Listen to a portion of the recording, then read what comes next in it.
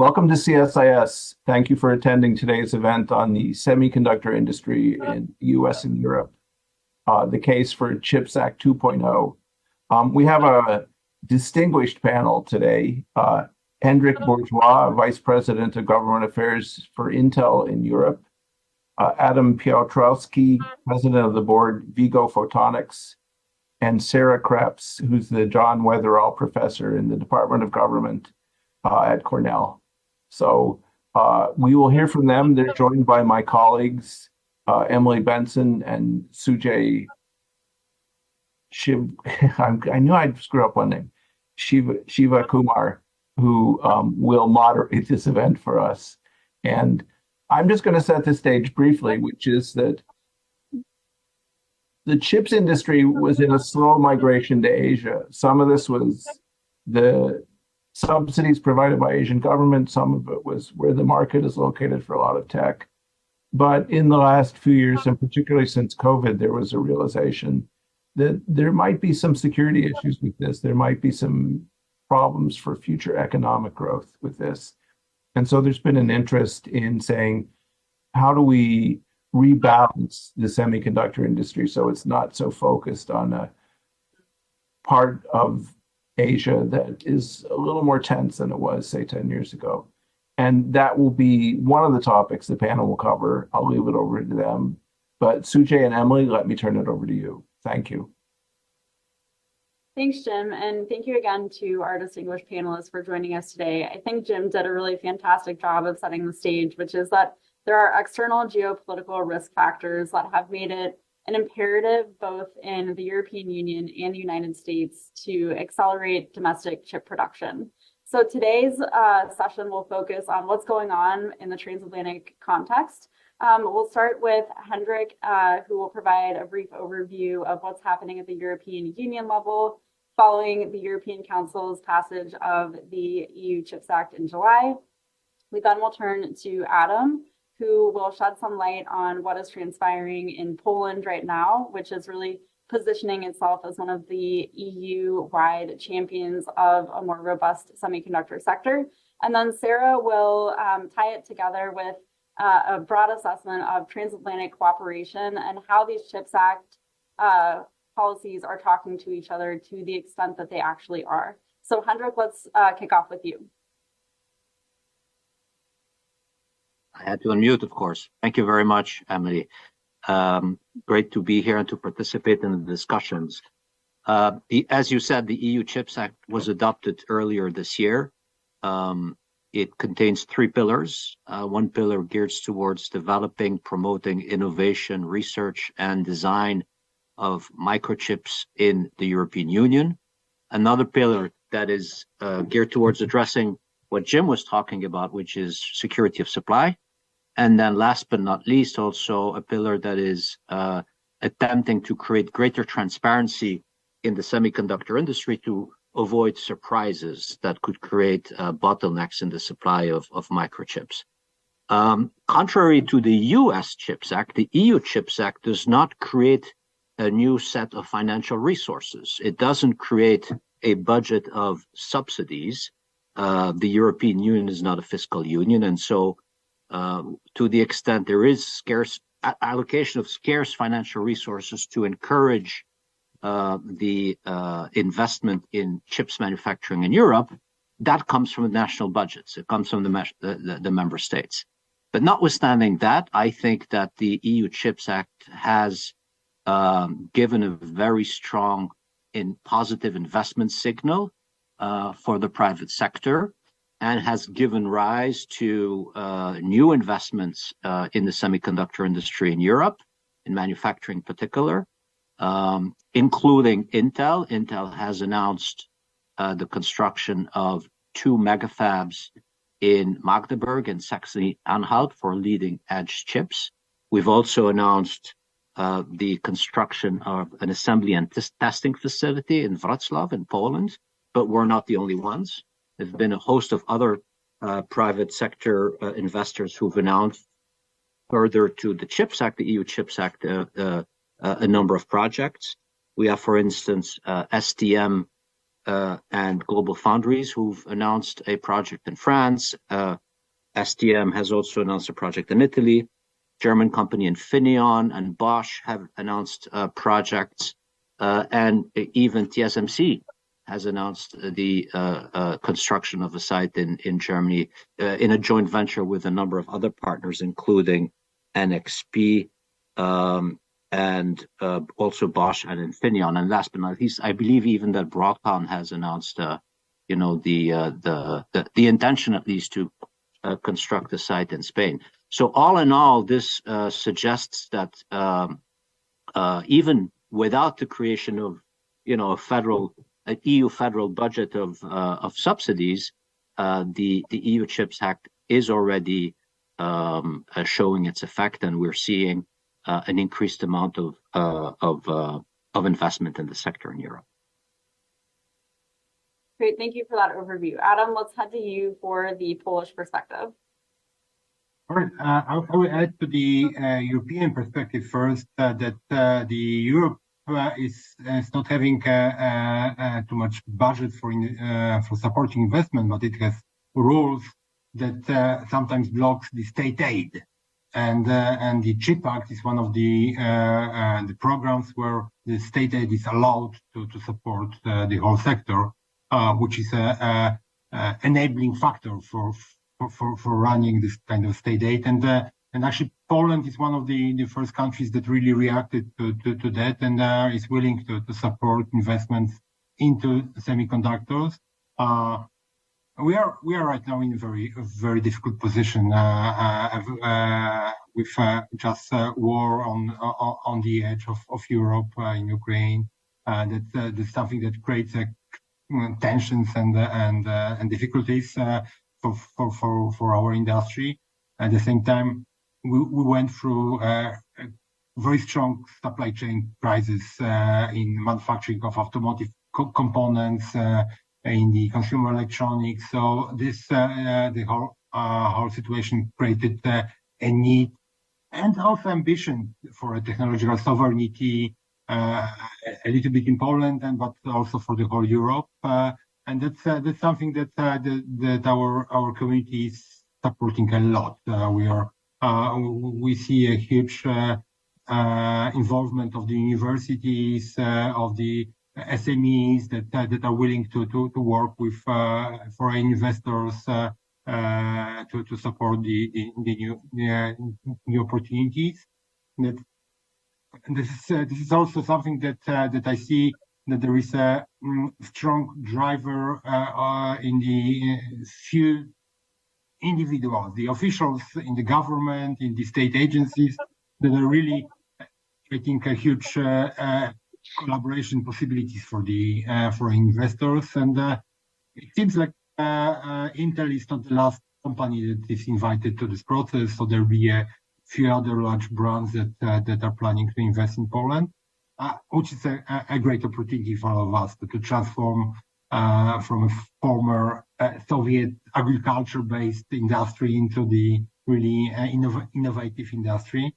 But there are certain challenges. We went through a transformation of the factories, assemblies. There is a lot of investment in biotech, in batteries, consumer electronics, or automotive. But still, we are ready for the semiconductor manufacturing, and we need to support the education processes in all the science, technology, engineering, and math. But that's something that we are really ready for in terms of the whole nation. So it's great. In 2004, Poland joined European Union, and starting from this, there was lots of investment in the infrastructure, in R&D. So we are integrating with the whole society. We are very mobile in terms of our scientists, engineers who travel around. But this is creating also kind of an alignment with the investment needs. Probably a few investments that Hendrik mentioned will struggle to find the people to work at this new facilities. And probably Poland is much much easier area to find new skilled workers for new factories. So I'm really happy that after those years of kind of being a part of the democratic world, right now there is a strong tension for investments. In my company, we already have an investment program of €250 million for the photonic integrated circuits. It's a part that are also critical for semiconductor manufacturing, for processing in the systems. So I would be happy to support the whole community and also investing into our integrated semiconductor facility, because that's all about to create the ecosystem of the factories that will be able to collaborate, cooperate, share the knowledge, sometimes share the employees to really make the whole Europe independent in terms of the supply chain. So Sarah, let's go to you. We've heard the tremendous momentum in Europe for accelerating chip production capacity, but this comes about a year after the US Chips and Science Act. But the US isn't alone either. Japan, Korea, several other close allied economies have pursued similar policies. So how do we contextualize what's happening in Europe with what's going on elsewhere? Yeah, thanks, Emily, and thanks to my co-panelists for this great conversation. I think, just kind of giving this overview and taking a step back, I would say that there were two antecedents for this ongoing U.S. policy and both, it's hard to tease them out because they both emerged during the pandemic to prompt this idea of reshoring U.S. manufacturing that Jim had mentioned had gone offshore over the last couple of decades.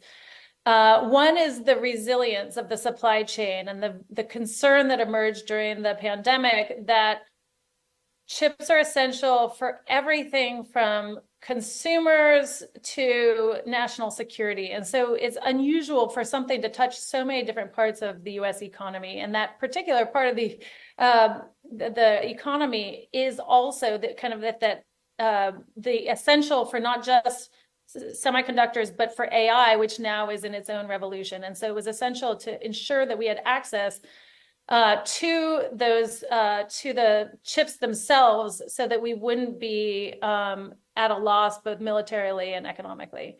And then alongside that, layered onto that over those few years were the growing tensions with China. And so in the US, I've discussed this work in Europe, and it strikes me as a very different perspective where China is not so much the concern there, but that really has motivated not just the US semiconductor policies, but also kind of the ongoing tightening of the screws. So with those two concerns in mind, the resilience and the geopolitical concerns with China, the US has had a two-pronged attack on the semiconductor front. So the Chips and Science Act, which was passed in August 2022 and was very bipartisan in an era where we don't, two parties don't agree on anything. They very much agreed on that. So $39 billion in subsidies on chip manufacturing, 25% investment tax credits for the cost of manufacturing, and $13 billion for research and workforce. So that was one aspect. And then the export controls that were passed in October 2022. And that was important because what that implied, given how complicated and integrated the semiconductor supply chain is, that had implications not just for the United States and its chips, although those are significant because China is 25%, for example, of NVIDIA's demand, but implications for our allies in Japan and South Korea and the Netherlands. So it was in a way kind of a cart before the horse situation where the US implemented these export controls, but could only really control itself, but then had to lean on allies to actually be willing to implement, ASML, for example, in the Netherlands to say, yeah, we're not going to sell our advanced lithography to China. So there have been some real I mentioned that one because of the export controls, because it is part of this US policy, but also has really important impacts on our allies in Europe. And so those diplomatic ripples, I think, are significant. And they're additionally significant because the US continues to tighten those export controls. So just recently, the Department of Commerce had said, look, we realized that the initial round, which was always going to be the case, but was insignificant, not sufficient, and we needed to plug the loopholes. So they have passed or implemented additional, more stringent export controls on chips. So that's also continuing to ripple through. So what's interesting about and this was mentioned by Adam, I believe, that even before these funds were available through the CHIPS Act, they prompted $200 billion in private anticipatory investment in U.S. semiconductor production. So we have Intel building a plant in Ohio, TSMC in Arizona, Samsung in Texas, Micron building a $100 billion facility in Clay, New York. And so all of that very much is having this effect of bringing manufacturing onshore. I think the problem with that is that there is ultimately a zero-sumness to this. Not only is there a zero-sumness, so if you're making these, if you're building chips in the US, it means now you're not doing it in Taiwan, you're not doing it in Europe, you're not doing it in Japan. And so the realization that in this bigger picture of the geopolitical competition with China, the US can't be on an island. It needs strong allies as well. So I think there's been a shift to realizing that allies are a part of this, and kind of the lingo of friendshoring, that it can't just be reshoring, but we need to also think of the big picture of how this affects US allies. So there is that move, I think, at least rhetorically, toward friendshoring, and I think that has been observed in practice as well. I would just say a couple last things on how this is actually playing out now, and maybe anticipating this question about the chips 2.0. The chips industry is notoriously cyclical and boom bust. So one of the questions that I've been asked before is, hey, what's the effect on NVIDIA? Because 25% of their business was in China. Well, it turns out, kind of concurrent with these export controls, was the release of ChatGPT, which uses chips that NVIDIA is uniquely positioned to produce. So they haven't seen a decline in kind of their business, but I think it's inevitable that this will eventually be having kind of an impact on trade and on the business itself, even if it's not observed now because of the macroeconomic conditions. Micron, for example, which had announced this facility in Clay, New York, then soon after announced a cut of 15% of its workforce. So it's a lot more complicated, I think, than, I know that 2 years went into the CHIPS Act and to the export controls, but I think what we're seeing in practice now is that this is a very complicated issue, and one that needs to play out with a little bit more nuance. And I think hopefully we're starting to see that. So I'll just leave it there. Looking forward to the conversation. Thank you. Thanks, Sarah. Just a couple of thoughts. One is that, of course, if you put the US and the European initiatives together, you have something that exceeds maybe 100 billion euros. But how ready is US to cooperate with Europe and vice versa? To what extent, you mentioned that it's important to improve resilience that is not dependent on East Asia. But what are the challenges, I should say, are there to actually creating stronger linkages across the Atlantic? Yeah, no, it's a great question. And, one of the concerns I've had, and I've written about this, so, I'm not saying anything that I haven't said before, but I worry a little bit that there is this America first perspective. And I would say, especially going into an election year where there's so much emphasis on jobs. We have very low unemployment. One of the things that is very much the case, and I think Adam mentioned this as well, is TSMC, which was building its plant in Arizona, was delayed because they couldn't find the workforce. They couldn't find people to do these jobs. And eventually they brought over Taiwanese TSMC workers to be building the plant in Arizona. So I think, unfortunately, the politics of this of the CHIPS Act and of the chips industry pushes in favor of more of a kind of nationalistic approach to these policies, where the multilateral side feels unfortunately like an afterthought. The other question, and then I'll maybe hand it back to Emily, perhaps over to you, Hendrik, is what is the demand? Because we see Intel making, as you pointed out, investments in East Germany, Poland, as well as across in Ohio and elsewhere in the United States. We are seeing a big push. The second pillar of the EU initiative is also looking at what's sometimes known as legacy chips. What is the demand, and are we actually creating sufficient demand, sufficient supply, looking at the long-term trajectory? Yeah, no, that's a great question. Thank you. Look, we think that there's going to be growing demand specifically for leading edge chips technology as a result of increasing adoption of technologies of the future. More AI, more leading edge chips, 5G, 6G, edge computing. All of those new technologies are going to require an increased amount of chip technology. And so if we're increasing our investments in manufacturing, it is because we believe and we have data that suggests that there's going to be an increased demand for leading edge chips technology. And that is the principal reason also why we're investing in manufacturing today, to be ready to respond to demand that is only going to increase. As making or constructing a mega fab takes time, right? This does not happen overnight. So these are long-term investments, and we're positioning ourselves to be able to respond to this increased demand.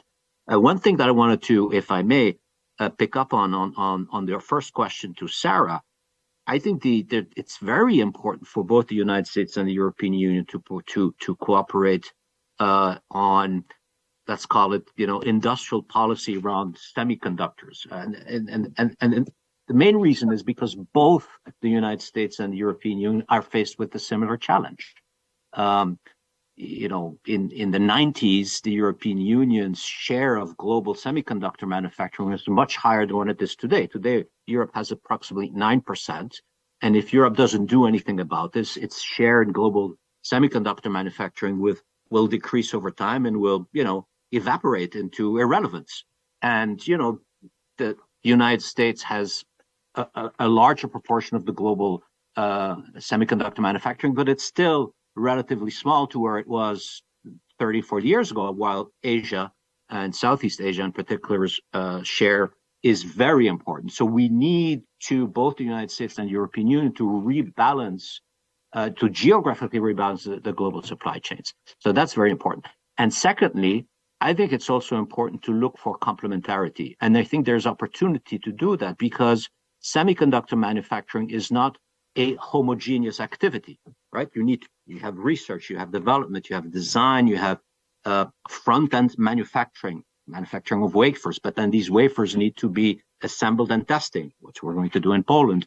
You need to package them, right? So there's different stages in the manufacturing cycle. And I think there's ample opportunity for both the United States and the European Union to work together towards complementarity approaches, as opposed to type of, approaches that are geared towards a race to the bottom or to the top, depending on your perspective, of course. Hendrik, let me come to you, and then Adam, I'll ask you a follow-up question. But Hendrik, something struck me in your earlier comment about the lack of a fiscal union in Europe. And I'd like to explore that a little bit more in the context of advanced technology. It seems like there are two concurrent evolutions underway right now. One is that advanced technology is increasingly a vehicle for this new economic security agenda. It really is kind of the driving force of economic security. Second, the European Union is increasingly emerging as a very powerful geopolitical bloc. However, as you note, the European Union doesn't have this fiscal capacity or ability to fund what would be long-term investments in self-sufficiency of technology. So do you think that as the importance of maintaining an adequate supply of technology increases, could that potentially add pressure on the European Union to stand up a fiscal union? I think we're hearing voices, we're hearing suggestions that go into that direction. I think we're still very far away from any concrete plans that will result in greater, pooling of common interests, of common financial interests, also to develop a real uniform, assertive EU strategy, industrial strategy, which requires also, the provision of grants and subsidies and incentives. I think the European Commission in particular has, and the President of the European Commission has talked about the need to create an EU sovereign wealth fund, which doesn't exist today. And that could create potentially scope and scale for such a strategy. But I doubt that in the current political environment, the capitals of the member states of the European Union will be all aligned to make that happen. Certainly in a manner that is sufficiently large to be effective and to be meaningful. So that's what I would answer on that question. I think what Europe needs to be careful about is these types of an excessive focus on helping the European industry with just subsidies, right? Because obviously, Europe is going to lose in that game. If you just look at how much China is allocated in terms of financial firepower to support its semiconductor industry. I think the Made in China 2025 program has, allocated about 150 billion euros, or the equivalent of dollars, just for the semiconductor industry. And, in Europe, the EU Chips Act is trying to create momentum for investments about 34 billion. And that's only for the semiconductor industry, right? If you think about artificial intelligence, if you think about other type of new technology, I think the situation is the same. So, what Europe ought to do, I think, and I think what people are aware of in Europe, and political leaders and policymakers, is to continue to work on what has made Europe successful in as well. In other words, deepening and broadening the European single market, for instance. And finding ways to unleash European innovation, and making sure that what is invented in Europe is also ultimately produced in Europe and gets materialized in Europe. And so I think, there needs to be a fine balance between, on the one hand, yes, adapting to the new reality where we see our partners like the United States and other regions and economies of the world significantly using subsidies and deploying assertive industrial policies on the one hand, and Europe needs to adapt to that reality. But on the other hand, it also needs to continue to work on framework policy measures that will sustain its efficiency and its competitiveness. Well, that's a great lead into my question for Adam, which relates to the single market, which in some ways is the philosophical foundation of the European Union. And so I'm wondering if you could contextualize where Poland fits into the bloc overall. Is Poland competing for funds with other European member states? Is Poland trying to build up a more integrated supply chain, for example, with France, Germany, Italy, who have a cooperative arrangement with Intel? Or do you see this as more of a Poland first, European integration second type of strategy? First of all, the idea of European Union and the role of European Commission was to really support collaboration and then allow the member states to act independently in the economical conditions. That probably should be reviewed, since it seems like a global world is much more polarized right now. So that's this is an important factor also for a Polish government right now. work in this collaboration, competition, and working together for the safer world. That's the goals of the Polish government since the beginning of the war in 2022. So right now, in terms of the investments into semiconductors, I think the Polish government is trying to provide the alternative options. It's not just something that we are competing on. We are just have much more people that are willing to work in new industries, while we saw many investments in central Germany, in France or Austria that was had the same problems like TSMC in states, that there was not enough people to really populate those facilities. So even getting 800 people in Austria for the one of the foundries was really a complicated job. I see it much easier task in Poland.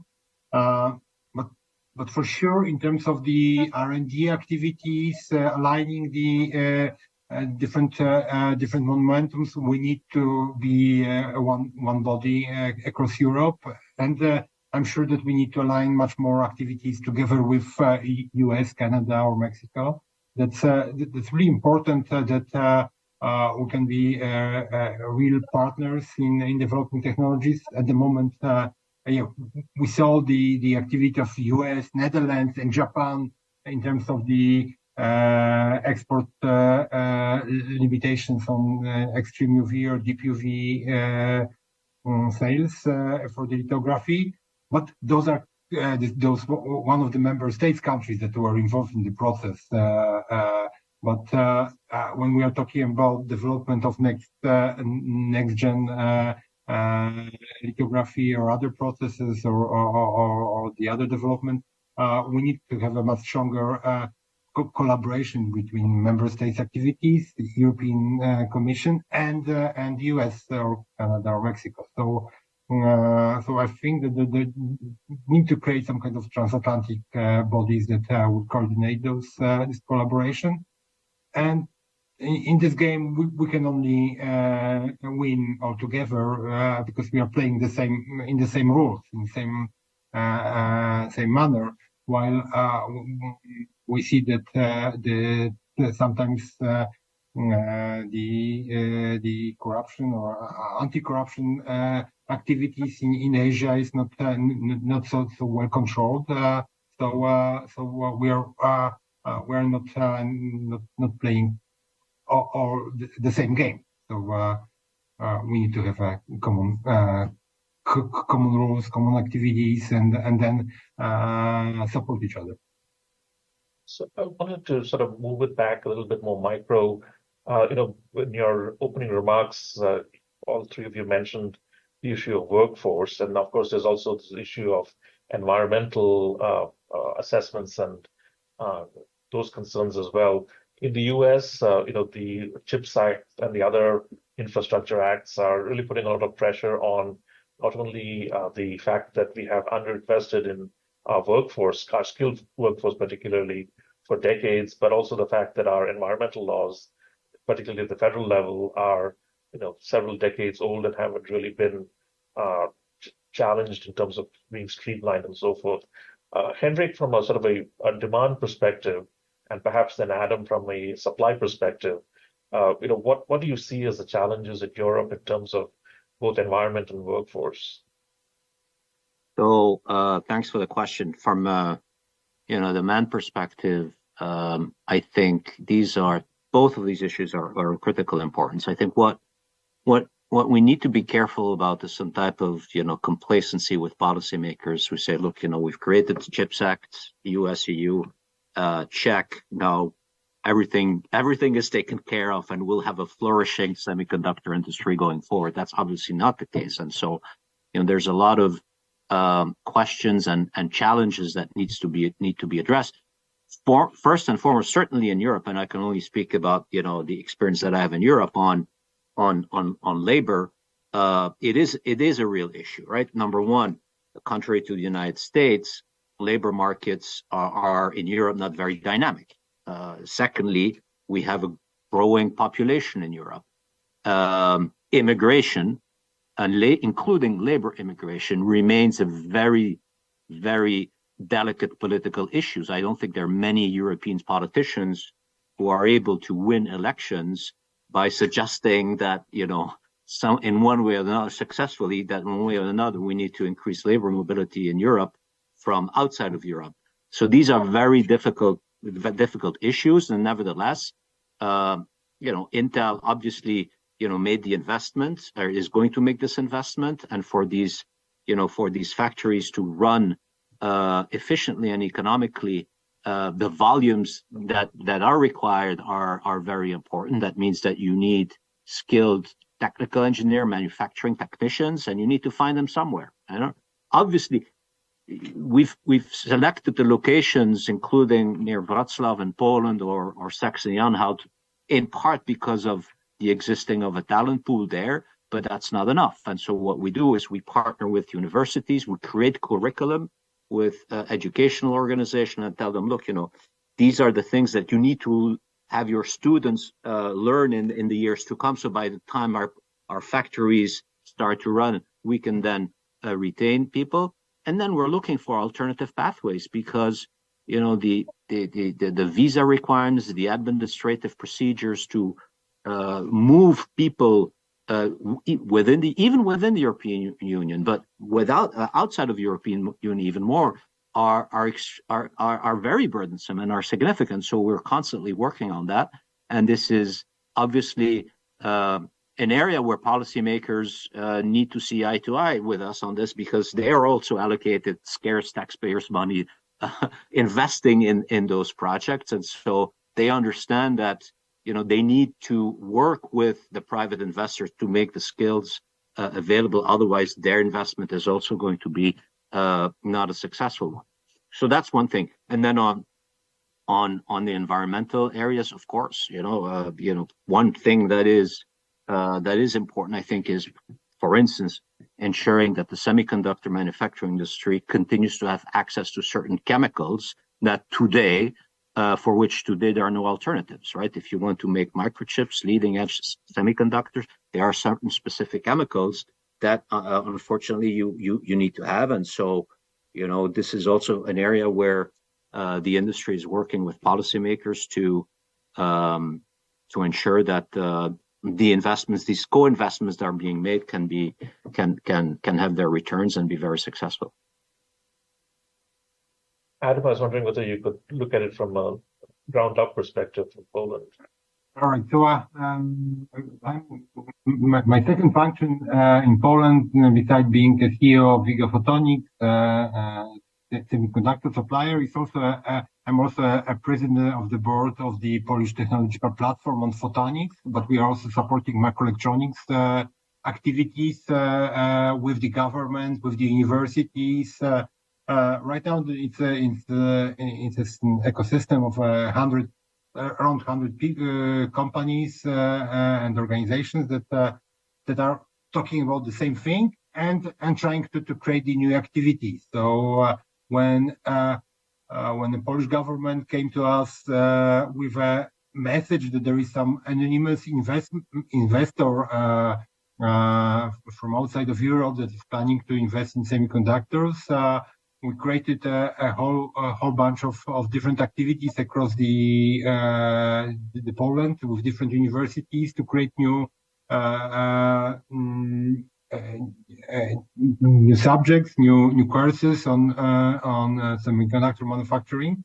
Those were just a pilot courses, but I see that with a stronger collaboration with Intel and the others, this might be very effective way to train people, not just to educate them at the university level, but also train them on the high school level, and then after graduation.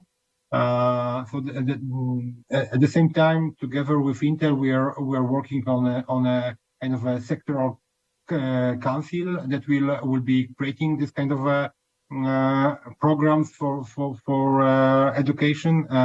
Last week I was together with other companies at the Future Skills Forum. It was an event organized by Intel in Gdańsk, but there were others, Dell, IBM, Lenovo, and multiple other companies that are really supporting the whole Polish community. Those companies are mostly run locally by Polish citizens, so we are. It's a good moment where all those companies are really supporting a Polish ecosystem to work together with local governments, with local universities, but then a Polish government. So I see that there is a strong will, strong support from the government. There will be also the partial funding for this kind of activity, additional funding to the universities for this kind of activities. I'm very happy of the government reaction. It's for me in terms of the European perspective, I don't see that CHIP Act is accompanying. There is some complementary program on skills development. That's a problem of European level, that the education was is still on the member state side, so there is no coordination on that.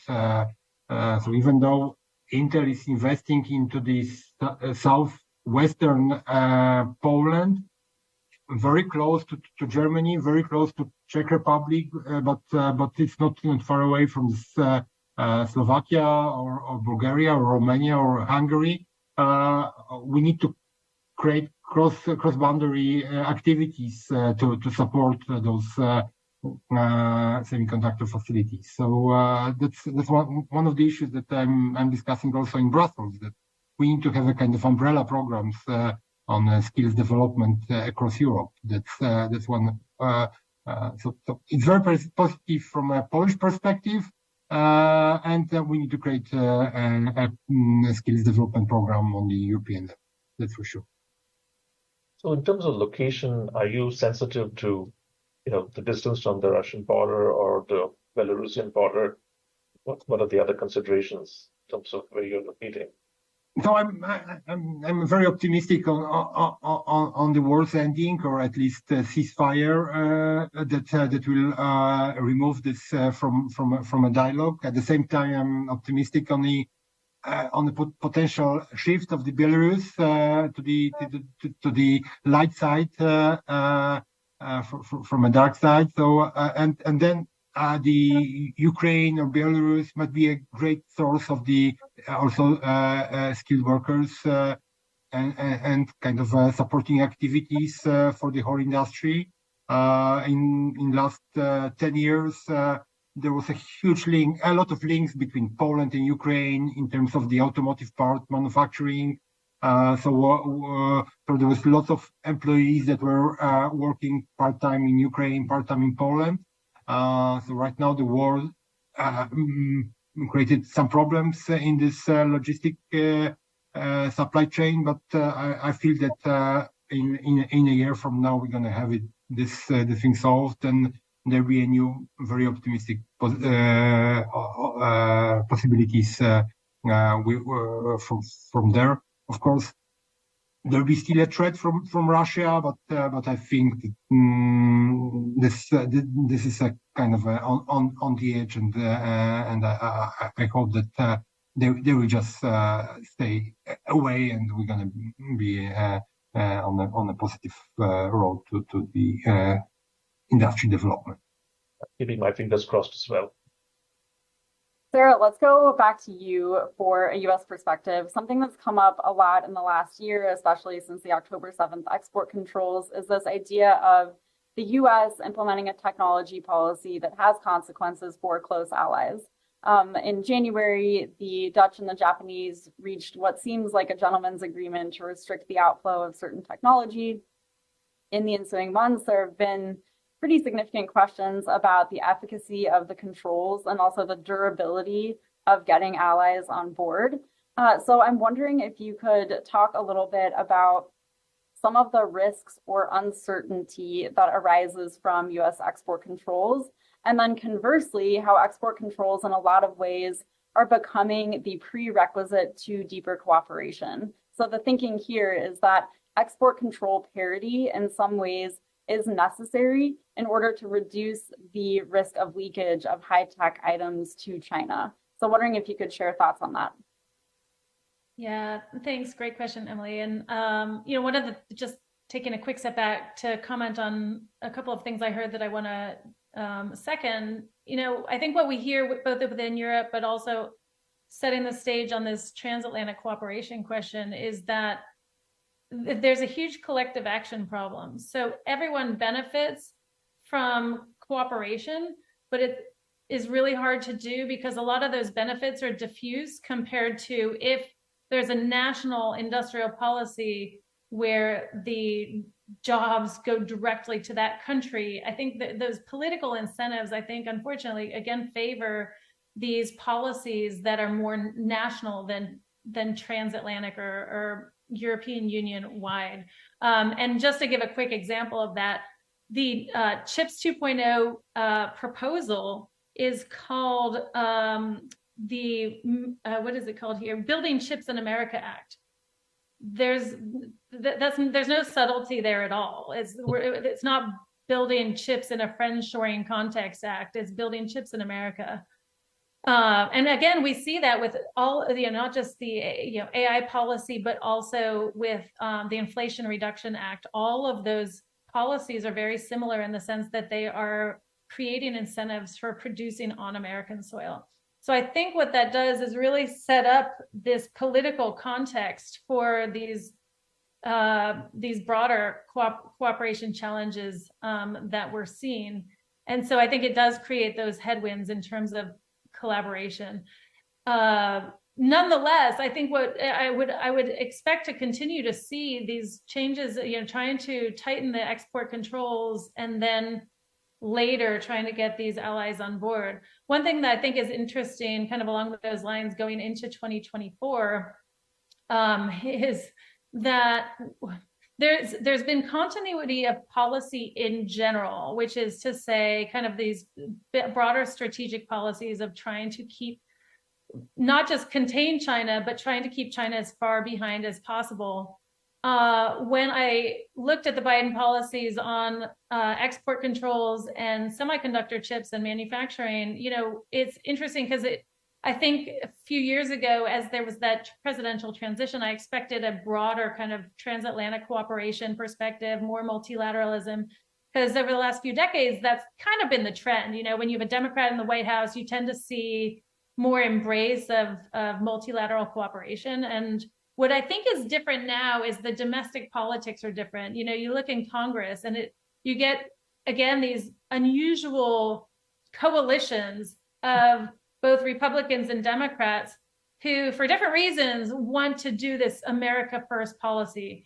But I think where the Biden administration does get some credit is by doing, even if it's ex post, the diplomatic work to try to get the allies on board.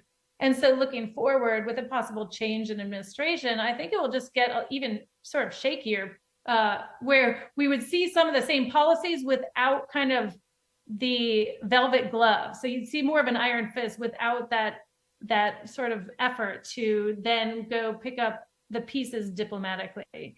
So, it's hard to take a very bullish perspective on the transatlantic cooperation piece, just kind of given where the domestic politics are today and looking forward at where they might be a year from now.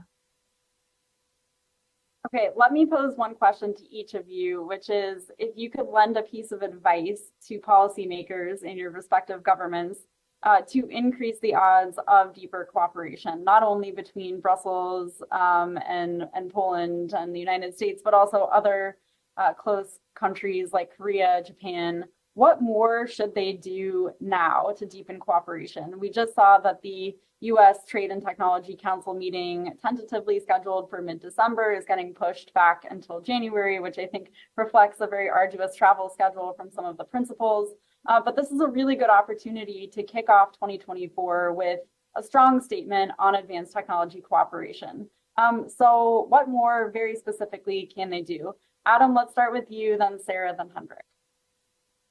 All right, we'll take a look into the supply chains. We are in the era of artificial intelligence, so analyzing the benefits of the close distance supply chains probably one of the most important factor right now, both from climate positive activities in terms of logistics, but also safety and kind of not overcrowding bottlenecks in the global supply chains. That's something that should be right now analyzed, and looking through the whole supply chains might create a good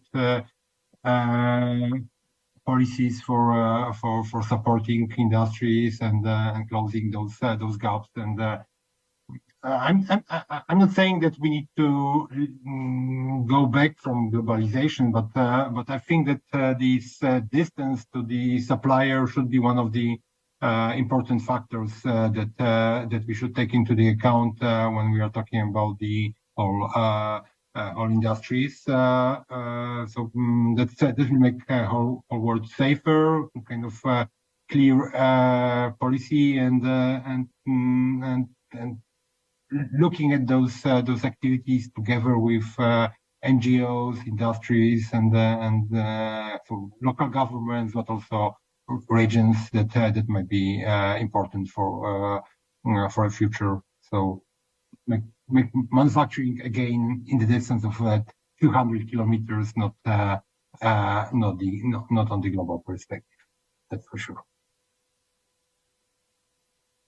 Yeah, I'll build on that a little bit, Adam. So I've also been thinking a lot about why globalization got such a bad name. And so one piece of advice I think to policymakers would be that we don't have to jettison the whole enterprise, and that there were benefits to some aspects of globalization, which is it doesn't make sense for every country to produce every good and service. There are some virtues to comparative advantage and specialization. Again, TSMC does that particular chip very well. Trying to replicate that in Arizona may not make the most sense. So kind of rethinking this question of the jettisoning globalization and questioning whether the pendulum swung too far. And relatedly, this question of unintended consequences of policies and kind of keeping the bigger picture in mind. If what the US is trying to do is create resilience and a hedge against China, it can do that better with a perspective, and this kind of, I guess, integrates aspects or insights from the first one, which is take a not mini globalization. You don't have to do maxi globalization, but something a bit more moderated, where it's recognizing those benefits of comparative advantage and trying to implement policies that are beneficial not just for the US, but for its allies, because that is a way to create kind of not just the hedge against China by having a stronger set of allies that is working in a common purpose, but also more efficient economically. Hendrik, any thoughts? Look, I think these are very difficult times for globalization, for multilateral institutions, for trade liberalizations, and for basically a rules-based global economy. Very difficult times. And I think the issue is much more